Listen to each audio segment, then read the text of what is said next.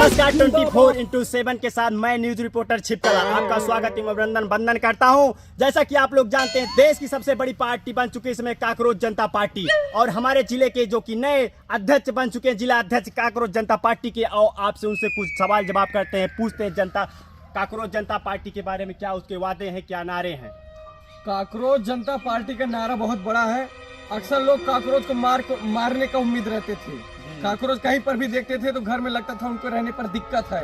आज हर एक घर में एक एक युवा से लेके बच्चे तक काकरोच जनता पार्टी के बारे में नारा लगा रहे हैं। और सबसे बड़ी खुशखबरी की बात यह है कि हमारा 24 घंटे में 19 मिलियन फॉलोअर हुआ है। यहाँ बीजेपी हो या कांग्रेस हो, उनकी पार्टी 8 मिलियन, 9 मिलियन, 13 मिलियन पर रुक गई है। ये सबसे बड़ी बहादुरी की बात है। हमारी काकरोच जनता पार्टी को जो इतना हमारी पब्लिक प्यार सपोर्ट दिया है, उसको तहे दिल से धन्यवाद। काकरोच जनता पार्टी जिंदाबाद जिंदाबाद। एक सवाल आपसे और करना चाहूंगा कि काकरोच जनता पार्टी को जो युवाओं ने इतना प्यार दिखाया है, उनके हित में आप क्या काम करेंगे।